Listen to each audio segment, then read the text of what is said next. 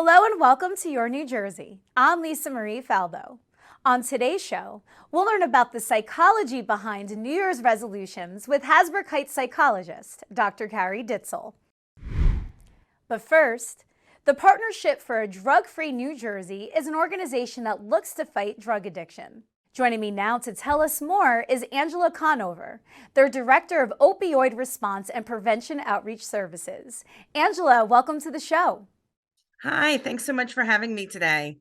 Well, thank you for coming on to share your very worthy work.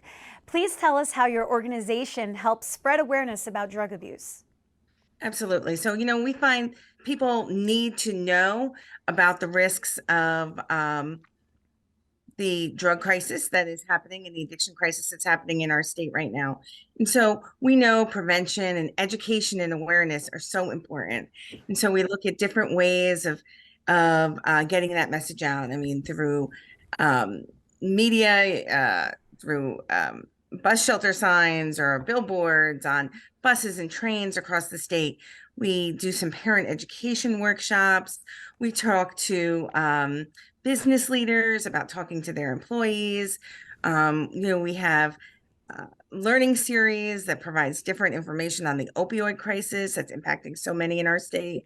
So we're really trying to get that education and awareness out there in so many different ways so the residents of New Jersey know what's really happening and can make healthy decisions for themselves and their families.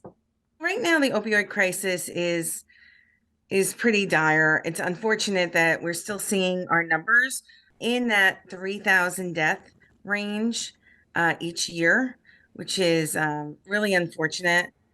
But there is a glimmer of hope. We're lucky that our numbers have kind of stayed steady. We're hoping that maybe next year there's going to be a dip in the amount of residents that we're losing, because we know that each of those numbers represents someone's son or daughter, mother or father, neighbor, friend, cousin, brother, sister. I mean, these are people's lives that we're talking about. And so, as we look at those numbers being so high, it's really important that we see that glimmer of hope that hopefully, we're starting to get a handle on this crisis. Well, that's good news for sure. What are some of the educational programs you're currently running? Sure. So one thing that we do is we really want to make people knowledgeable about the opioid crisis because, we know that the number one way that like our young people are getting opioids is through prescriptions when they get wisdom tooth or other dental procedures done at a young age, right? That's the first time that they're being introduced. And so many others in the state, really in the country, are getting their first time they get an opioid is through a prescription, whether it be for an injury that they may receive or a procedure. So, we want people to be aware. We want them to be aware that opioids, prescription opioids, are really the same thing as heroin, and they're really addictive. And we want people to be aware of that so they can make decisions, so they can have conversations with their doctors or their dentists or their children's doctors or dentists about the potential for dependency. They can talk about, alternatives that may exist. Hey, you know what? Maybe I can just ice this and I don't have to take an opioid. Or maybe, I can just give my child some over the counter medicine and some ice, and then we can avoid the opioid. So that's our goal, is to really educate people so that they can make the healthiest and safest decisions for themselves. And when it comes to opioids, specifically with their doctors. So we really work on educating the public on that, as well as our doctors and dentists and other medical professionals in the state. We're lucky here in New Jersey that our legislature passed some requirements for our doctors to get at least 1 hour of mandatory education on this topic, because it's so important, right? Especially since doctors are prescribing opioids that are so highly addictive. So what we do is provide a 1 hour course for prescribers to take. They can take it online. They can visit our website, drugfreenj.org, and it links over, and they can take that education and find out about safer prescribing strategies or stats that they may not, and information that they may not be aware of. I always say, like, it's an important topic, and I understand that our doctors have so much going on and so much they need to learn. And so, and particularly coming out of this pandemic. So this is an opportunity for them to get that information, to find out what the new CDC guidelines on prescribing are, to find out about alternatives that exist, to find out about current laws, and really that importance of having those conversations with their patients as well. You also run TalkNowNJ.com, which highlights the role prescription drug abuse plays in addiction. Can you tell us more about that? Sure. So that's, that website, talknownj.com, is just for moms who've been impacted, for New Jersey moms who've been impacted by this issue in a personal way, talking about their story, talking about what they wish they knew, what other parents may need to know. Sometimes dependency develops or addiction for many reasons, and it's happening right under your nose. And the parents on this video, they talk about, you kind of want to deny it. You don't want to realize that this is happening. And if it is happening, you really need to know the signs and symptoms of dependency and addiction. You need to know so that you can get your child or your family member help as soon as possible, because as soon as you can get them help, the better chance they have of recovering. Recovery is possible. There is hope for recovery. But as soon as we know those signs and symptoms of dependency and addiction, and we can get someone the help they need, the better life they can live. And that video really spells on the website, the video on that website, talknownj.com, really spells out the signs and symptoms that people need to be aware of. Change in friends, change in behavior, dozing off, falling asleep, nodding off. I know one of the moms specifically talks about, they come home from college, they come home from high school, they're tired, maybe they have new friends. You see changes in their personality, you see changes with their friends, you see itching, because that's like a sign of opiate dependency, constipation. There's a lot of things that, could be attributed to many things. But what we encourage parents is know the signs and symptoms, have those conversations with your children, have those conversations with your doctors. So, if your child's been prescribed something, that you're securing it, how much they're taken, what they're taking. I mean, it's so important to make sure that people have that information and that parents are empowered, right? This is all about empowering parents to be able to have those conversations with their children and with their doctors. One of the reasons why I was so excited to have you on here today is I recently saw that Drug Free New Jersey holds a middle school PSA contest. And I think that is such an amazing way to get the young generation involved in this very important cause. Tell us all about it.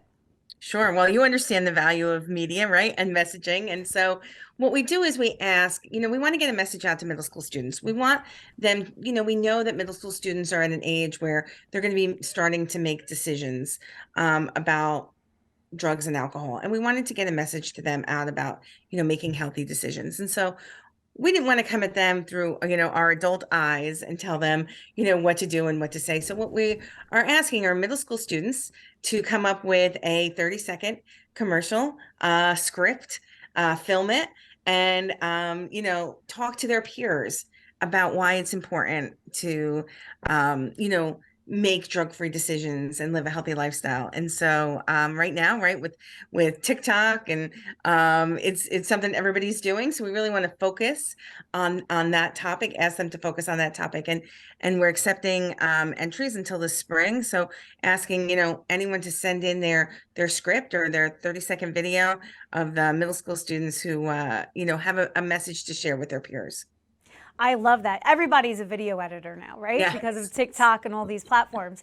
Is this so the true. first year that you've run this contest, or have you done it in years past? No, we've done it in years past, but this is the first year that we're accepting videos that students create themselves. In the past, we've had just paper scripts submitted, and then we've worked with the students to help film it. But now we know that, it's so much more authentic and real coming from their perspective using, their cameras or their equipment at their school. And so while we're still accepting scripts, if people don't have equipment, we're also accepting those videos. And what does the winner get?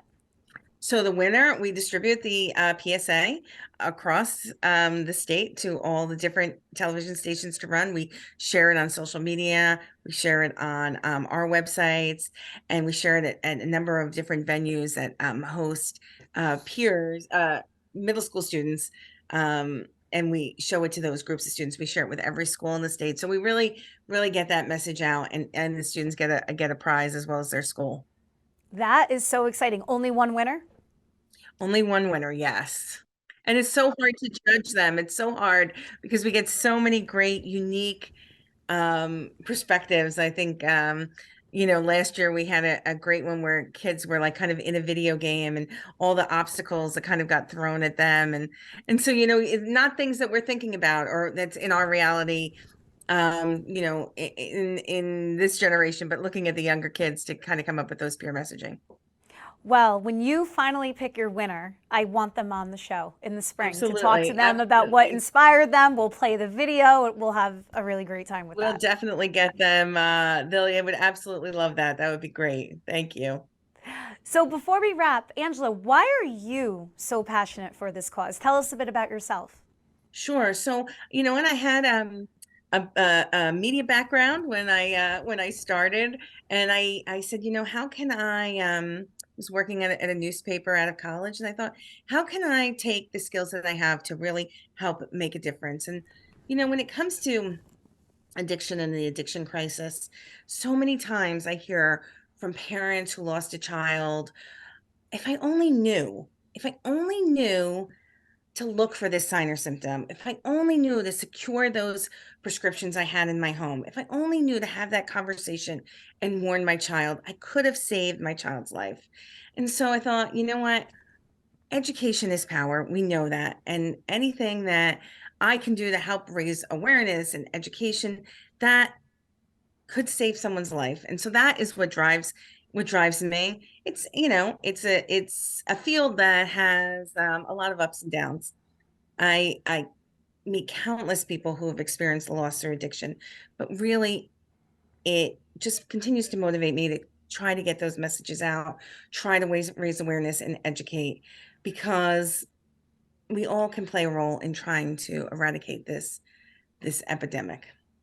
And an epidemic it is. Angela, one more time, where can people find out more about Drug Free New Jersey? Absolutely. Please visit our website at drugfreenj.org. And I hope that, when you go on that website, you'll find information that can help you. We have a monthly learning series. We have a statewide day of awareness in October that we invite anyone across the state who wants to share a message via email on their social media, to their neighbors. Anyway, we invite you to join us in really trying to get those messages out. So I thank you for having us on and letting us share this message and letting us help to raise awareness and educate the residents of New Jersey and your viewers. Appreciate you doing that. Absolutely, Angela. Thank you so much. Thank you. With the calendar turning to 2023, many people are trying to fulfill their New Year's resolutions and achieve their goals. Here with me now to help us keep our promises to ourselves is psychologist Dr. Carrie Ditzel. Thank you for joining us, Doctor. Thank you for having me. Why are New Year's resolutions so hard to carry out? Oh, great question.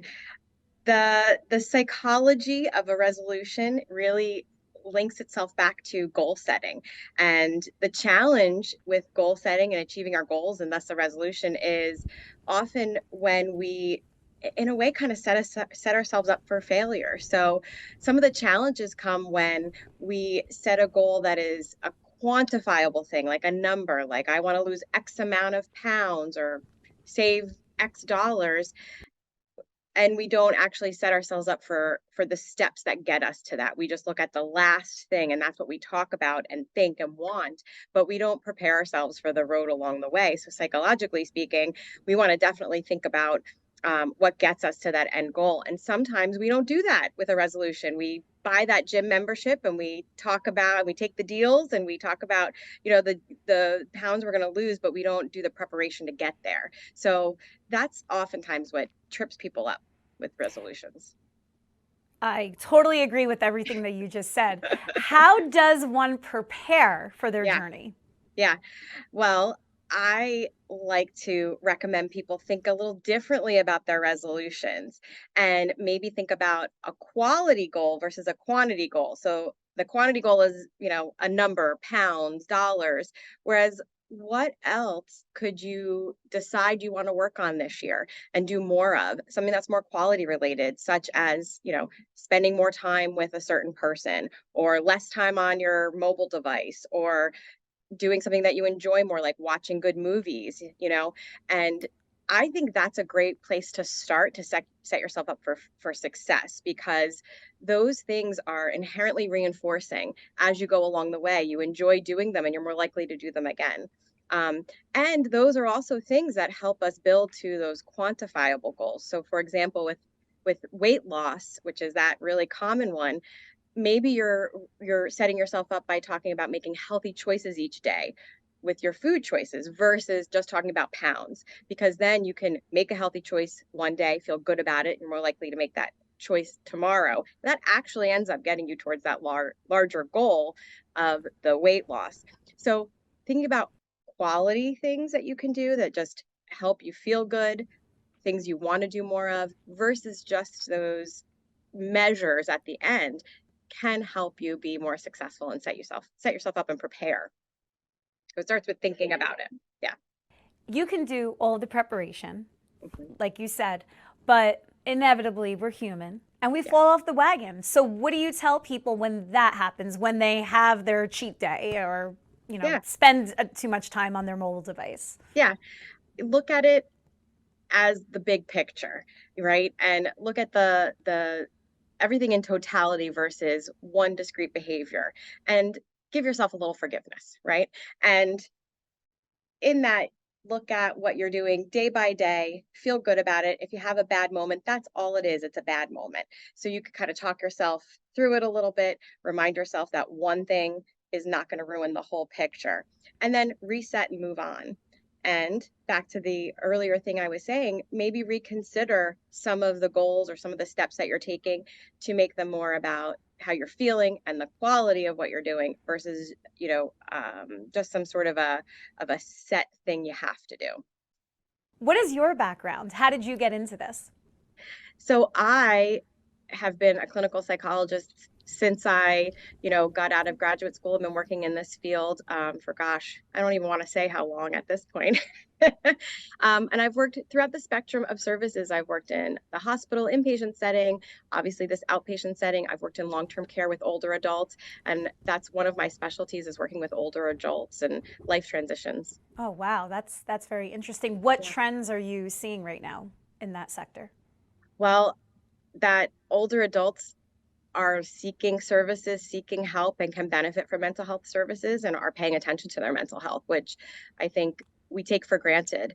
So we are seeing and we're providing services here for older adults through Baker Street, and they're coming and they're getting better and they're feeling good and they're making progress. And so one of the trends that I think is really important is that mental health care is for the entire lifespan. And that's one of the things we're proud to be able to do at Baker Street is we treat everything from young children all the way through older adulthood. How many psychologists are on staff? We have about 4 or 5 full-time clinicians and then, various other clinicians that provide telehealth services throughout the country. Did you see an uptick in clientele after COVID? For sure. Absolutely. I mean, COVID is a stressor that we all went through. And with any stressor, it taxes your system, it taxes your coping skills. And for many people, they're seeking help to just be able to continue to cope with the changes that came from it and things that we're still living with. I know. I can't believe it's 2023 and we're still saying the C word, right? I know. But I don't think we're ever escaping it. But more importantly, never mind the illness, it's the effects of the lockdown and the isolation that so many Mhm. people are still grappling with. A lot of lives were shattered and people are still picking up the pieces. Yeah, definitely. And there is an ongoing stress that we all still cope with it still sort of out there, and everybody deals with it differently and everybody reacts to that differently, and that's also going on as well. It's flu season, it's COVID season, it's sniffle season, right? And everybody's still dealing with how cautious they want to be, and the reintegration into the world can be stressful when we all sort of shut down previously. Now we're all going back, and everybody might be handling it differently, which can create stress and conflict with people. You're obviously a psychologist. How do you help people achieve their resolutions? Yeah. So in our practice at Baker Street Behavioral Health, we are always working with individuals, whether it's New Year's or not, on what they want to do better in their life. And I look at resolutions in the same way. What is it that you want to feel? What is it that you maybe don't want to do as much anymore, in terms of a behavior or a pattern? What do you want to do more of? What's your vision for yourself? So in our work, we work with people every day on resolutions. They're not just New Year's resolutions, they're just resolutions for life. And so I would apply those same things when somebody comes in the new year with, a little more motivation, and we would re-examine what's important to them, what are their values, and decide on some goals, some resolutions that are in line with those values. Why do people pick January 1st to kick off their life-changing odyssey? Why don't they pick a random Wednesday in like July? Well, I think there's a lot of opinions that could go out there. There's a lot of people talking about the new year and renewing things and starting fresh. And I think that just comes with taking time. When you hear other people talking about that, or the media and the news and all that, you self-reflect a little bit. So you start to say, well, what about me? And what should I do this year? So I think it's natural. We all sort of, as a culture, reset ourselves with the new calendar year. And I think that's probably the reason why most people take this time and think about it. That's the catch-22 though, because just because everybody else is doing it, do I really want to do this? Is this really a change I want to make? And that's also part of preparing and thinking about what you really are motivated to do, and what is in your value set to do, and picking something along those lines. Not just, oh, there's a great deal at the gym down the block, I'll work on weight loss this year, if that's not really what you want to do. And it's easy to fall into that trap of, it's the new year, I'm supposed to have a resolution, I'm supposed to be working on something. And that's my recommendation, is don't necessarily fall into that trap. Step back and, okay, sure, use the time to reflect on what you want and what's good for you, but then go forward and decide on doing something that's good for you in the new year, versus just setting some sort of arbitrary goal because that's what everybody's doing.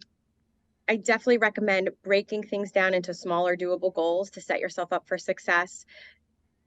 Set yourself up in a time frame that makes sense with tasks or things you want to achieve, so that you give yourself a positive experience of keeping a resolution, versus that big, large goal that takes a long time to get to. You want to feel the progress along the way, and that's just as important as the end result itself, is to feel good along the way that you're working towards accomplishing something that means something to you. So I would definitely add that as a recommendation and a way to prepare for setting some resolutions this year. When you see patients at Baker Street, what is the number one resolution that they grapple with? It's honestly, I think, relationships and, getting along with the people, the important people in their lives, and really feeling good about themselves and what they're doing. That's what people are working on a lot in therapy. When they come to us, it's because the people in their life, their relationships are struggling for whatever reason, and we really start there. So if you want to call that a resolution, I like to use that as a resolution. Improving any relationships that you might want to, connections to others. That's something that I see a lot. That's so interesting, because when you think of New Year's resolutions, you think of yourself, right? It's almost a little selfish. I want to lose weight, I want to quit smoking, but you never hear, I want to improve my relationships. That's very interesting. Yeah. And people maybe don't come in and talk about it in that way, but we when they come in and they're not feeling well, you talk about what's going on, and it sometimes whittles down to that. And there might be a myriad of reasons why things aren't going well with the people in your lives, but I think the theme is the same. working on yourself encompasses all areas of health, and that includes not smoking or, eating healthy and losing those extra pounds, but it also includes our mental wellness, our relational wellness, and that's obviously our area. So when people are coming to us, is because they don't feel good about something. And a lot of times we break it down to, I'm feeling either lonely or disconnected, or there's a conflict that I'm not resolving well, or I'm in a pattern with somebody in my life that's not serving me. And so we work on those things to help you feel better. And then when you feel better, you do better, which is one of our sayings around here. And so if you're feeling better and happier and you're feeling less sad or anxious or any of those things that come with stress, then you might be able to make a better healthy choice and not pick that comfort food. And then that gets you to maybe that resolution that you came up with for working on your weight. Where can people find out more about you? They could find us on our website, which is bakerstreetpsych.com. They can call our offices. Our main office is up here in northern New Jersey, and we have offices throughout New Jersey. And we actually have a footprint into the rest of the United States as well. They can call us at 201-381-6136. And of course, the website has all of the information about where we're providing services and all about us. Dr. Carrie Ditzel, thank you so much. Happy 2023, and we will definitely heed your advice. Thank you. Thank you for joining me on another episode of Your New Jersey. I'm Lisa Marie Falbo. We'll see you back here next week.